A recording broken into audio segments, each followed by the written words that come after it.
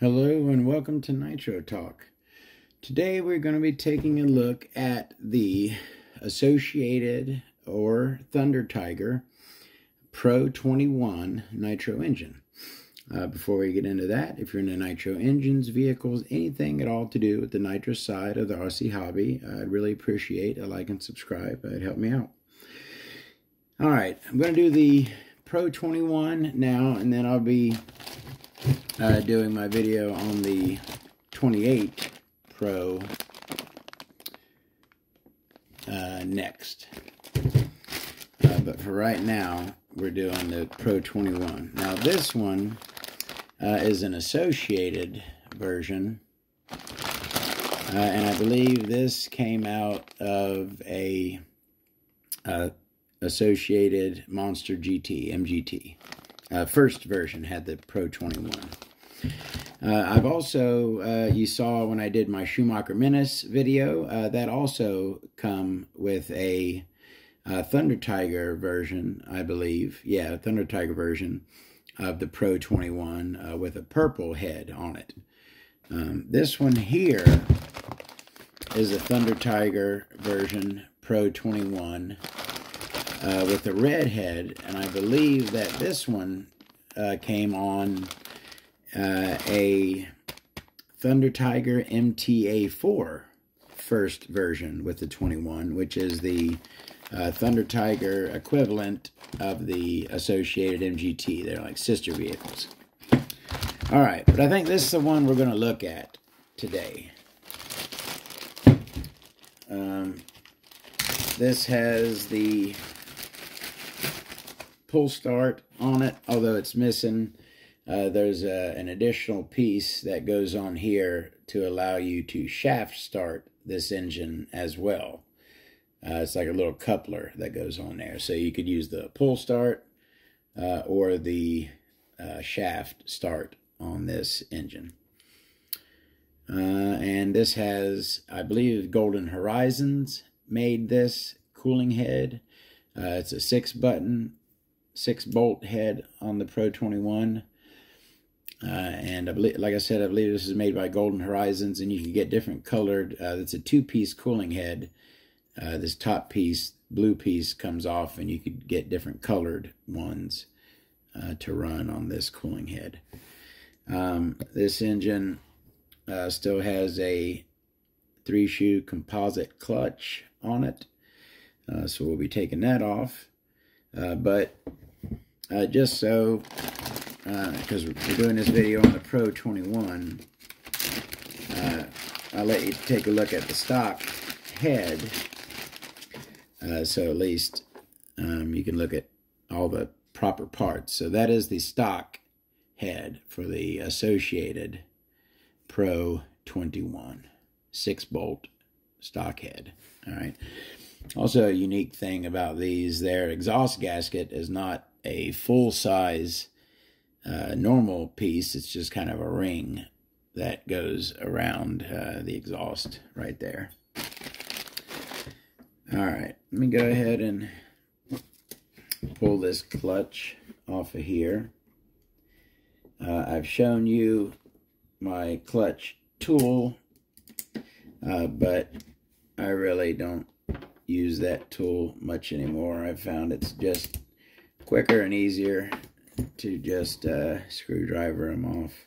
I mean, maybe if it's there's some really nice, you know, M2C vintage aluminum flywheel and shoes setup, maybe I might be a little more careful. But you know, on stuff like this, that I've got 100 of them, and I'm sure that I will.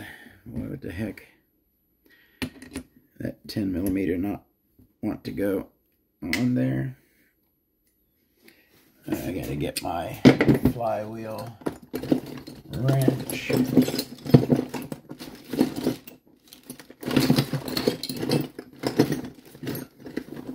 That I have modified. I believe I showed this before. I cut some additional holes there so I could use it with higher shoe count clutches than it was made for. Alright, so let me get this, if I can get it. the heck's the problem? Oh, that clutch nut is so large that the clutch tool won't go in between it.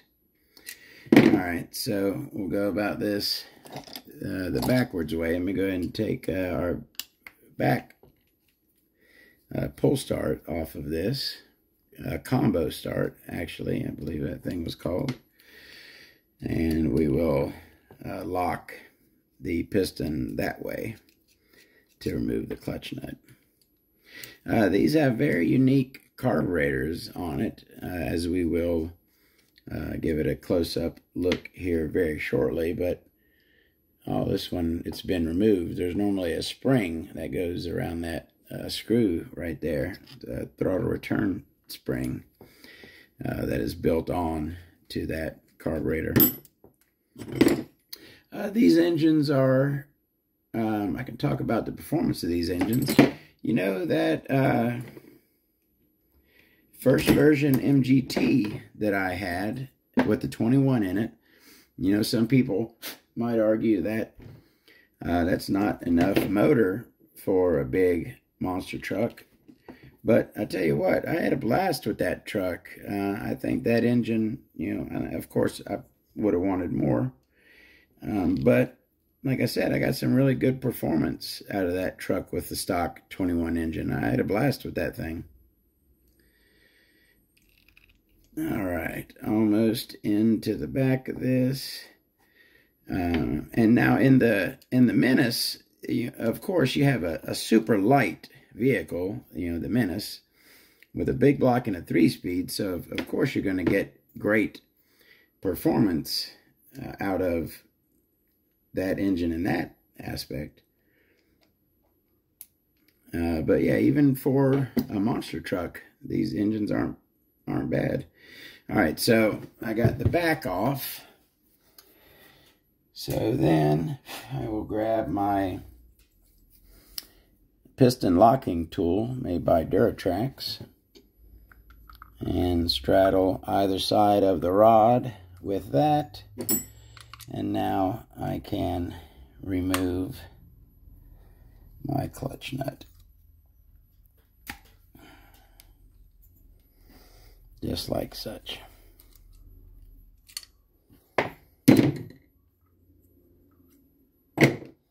And our flywheel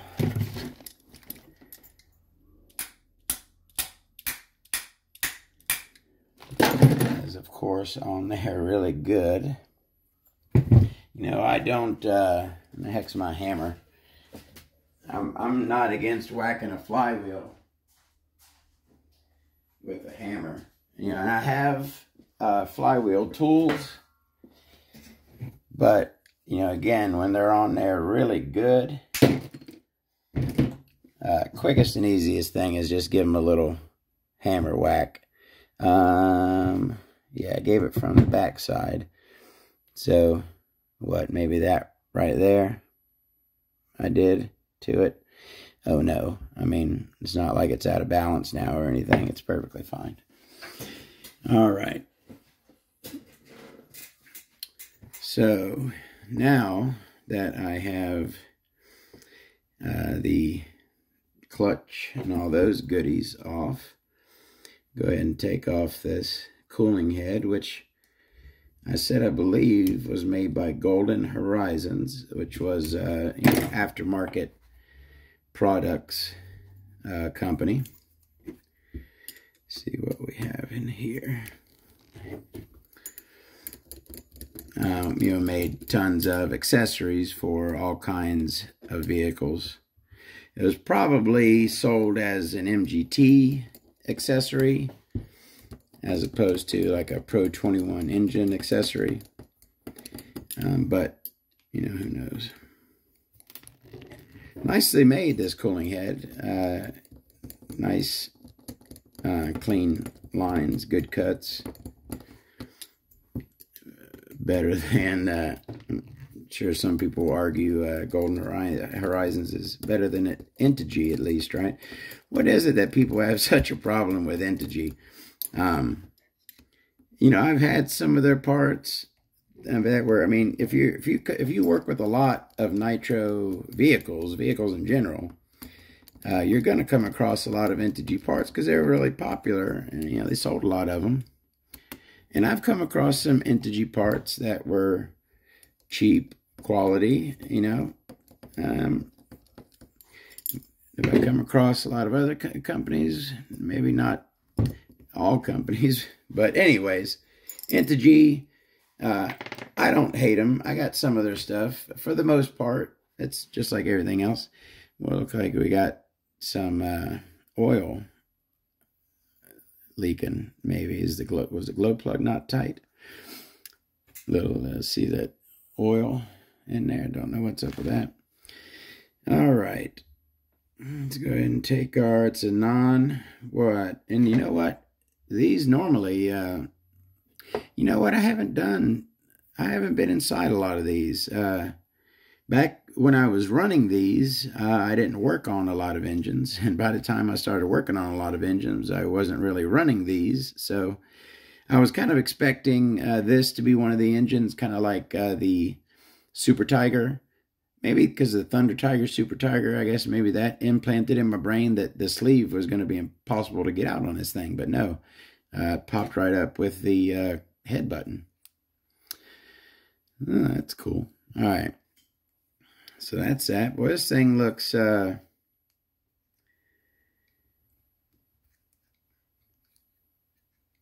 the heck? Oh, that's the... because of the pull start. It's got the additional... There we go. Got it off. And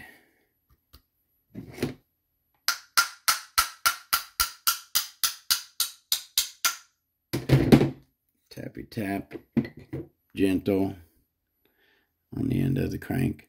You know what? There's one thing you don't do. I learned this lesson the hard way back in the day. You do not put a screw in here. These cranks, this one, yeah, they're threaded. Do not put a screw in the end of your crank, right? And put it to a 2.5 millimeter screw and use that instead of putting a clutch nut on it to try to spin your sleeve, your stuck sleeve up. Put a clutch nut on. Do not try to use a bolt in the end of your crank to turn when you're trying to remove a stuck sleeve. Do not do it. Put a clutch nut on. All right. Since we got this crank in our hands, we're all apart now. We can go ahead and look at this crank, and very, very basic. We're not opened up. Just a nice regular round hole there. No fang. And we have blocks on both our leading edge and our trailing edge. Just block city. It is a hole in the crank pin. See that hole? Come on, zoom. Zoom. Come on. See it? Yeah, a hole right there. Isn't that weird looking?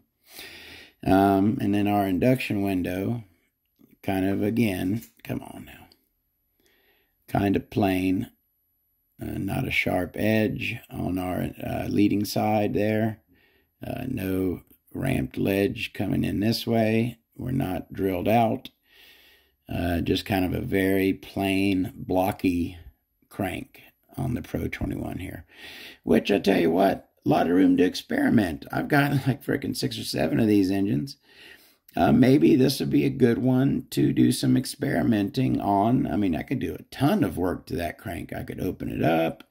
I could put a fang on it. I could smooth that leading edge, put a little shark fin on that leading edge right there. I could even smooth out the leading edge of that induction window right there. I could do a lot of work to this. Just my little, Dremel smoothing port work. Not timing. I'm not into timing yet. Maybe someday. But I don't mess with timing. I just do fangs and whatnot. But this crank certainly could use some of that. We don't really need to look at that clutch setup. That's vehicle specific, not engine specific. That's one. I think that's a phrase I've never said in a video. That is one of my catchphrases. Clutches are not engine specific. They are vehicle specific. All right. Let's go ahead and look at that. But I tell you what, top of that looks brand new, doesn't it? It looks, appears to be very little use on that thing. Doesn't look bad at all from the side either. Come on now. Doesn't look bad at all from the side. Our rod is not, you know that, like that's where you start to argue. Is that called a knife edge? I mean, it's narrowed. You don't have the full thickness on the side. But, I mean, if that's a knife edge, that is super, super dull. I mean, that has got a very wide flat spot on the side. Come on. And pretty meaty, not super meaty, bottom end of the rod. I would say kind of even medium to even kind of light on the meat, not super meaty. One oil groove in this thing. No bypass cuts, holes. All right, there's our 6-bolt head button with a standard plug. Looks like somebody's number 5. And what is our shim situation? It looks, appears to be a single aluminum shim. It is a single aluminum shim, and it's a 2. Well, that's not a whole lot of shimming for this engine. But it plugs in there decent. Again, standard plug, no indicator for rear, 6-bolt, 1.2 millimeter head shim. Let's go ahead and look at the back plate situation. Now, you'll have this piece on all pretty much of the Pull Start Pro 21s. I believe the 28s have this exact same part as well. No, it doesn't. They do not. But yeah, as you see it there on that one, even though that's the Associated, well, this is the Associated too. Anyways, the Thunder Tiger has it. No, it doesn't. Never mind anything I'm saying. So, on the Pull Start, that's like a shaft start. That's like the setup from the Schumacher. Has that setup back there. Anyways, no O-ring set into the pass-through on this one. Do have a brass collet, brass insert in there. What the heck is that? Brass insert in there, and that is pretty thin, actually. That plate is kind of thin, non-interference, and with a nice thick O-ring on there, at least on that part. None in there. And our Pull Start is unique. Oh, okay. Doesn't have a plastic guard to keep it from popping out, but this shaft, I guess, is...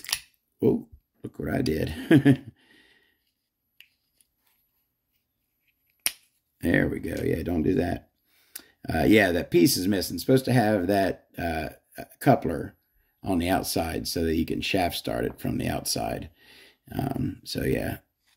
Nice, strong pull start these were. I liked these pull starts. These are very strong. With an internal one-way bearing. Internal one-way bearing. But not a starting pin and spring. Or that's a force. SH has internal one-way bearing. But this is not an SH. Is it? Who made the Pro 21? It's made in Taiwan. Not positive. No, Thunder Tiger. Duh. Did Thunder Tiger make their own engines? I believe. All right. We'll get into that another day.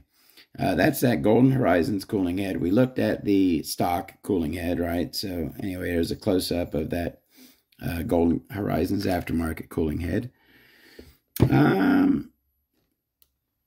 Do we look at everything? The crank, we looked at the head button, piston, looked at the back plate, the pull start. Yeah, we're down to the sleeve. Crankcase, do we look at the crankcase and carburetor? Come on, Todd, wake up. Sorry, I'm asleep at the wheel over here. So again, metal on metal carb, and metal on metal carb I do not like to remove. If you can leave them in, do it. So what I'm going to do, I loosened it up. If this thing moves easily, then I'll take it out. If not, yeah, that's fine. So I'll pull that right on out. Kind of a not very deep throat right there on that. Looks kind of shallow right there. No O-rings set into the crankcase. What in the heck? You see that in there? What is that? Is that a factory defect? Almost maybe a mold imperfection? That right there. What the heck is that? Almost kind of looks like damage from up top, but hard to tell. We have a, was it NTN bearing in the front. Of course, a steel in the rear. Pro 21R. AE for Associated Electronics on this side. Your Thunder Tiger 1 version will have the Thunder Tiger logo, just like that. Indexing pin for the sleeve sticking up there. Yeah, again, made in Taiwan. You know, not this right here is, to me, it's like the cloudy is not the highest grade of aluminum, right? It's like one down, like your really nice engines. They just are shinier, you know what I mean? It's like this aluminum is not quite as good as that aluminum. And that exhaust port is kind of a big oval in there. You know, nothing wrong with it. These, like I said, these engines work great. I got a lot of enjoyment out of a few of these engines I ran over the years. That's a crankcase. All right, let's go ahead and look at that sleeve, and we will see a monster intake port. Look at that intake port. That is one of the largest intake ports that we've done on this channel. That thing is absolutely massive, and it is ramped. Yeah, got a nice little ramp coming into that absolutely enormous intake port. Our exhaust port, actually, I was almost expecting to be just like an oval, but it's actually got some dog ears on it. There, kind of hard to see them. There you go, a little better view. The dog ears on the exhaust, not a super tall or wide exhaust, but got a little dog ears on it. And our side Schnurley ports are pretty plain. No ramp, no fang, no extra port by the exhaust or anything, just one side Schnurley port, just a nice oval shape, no ramp or fang. But again, a cavernous, come on, just enormous intake port with a nice ramp on it. So there you go. That is the Associated or Thunder Tiger Pro 21R. Pro 21. Oh yeah, let's take a look at that carb. Come on, again, I'm all over the place. So normally, and I'm sure,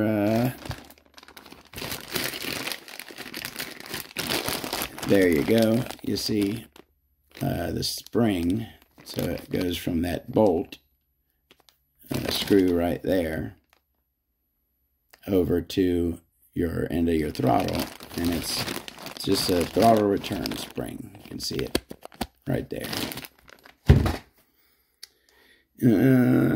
All metal carb, again, metal on metal. You can have issues with hot restarts on a metal on metal carb. So take note of that. It is a rubber boot on this thing, not a silicone boot, although it is big and thick. Big, thick boot on this thing. And this one is still feeling pretty good.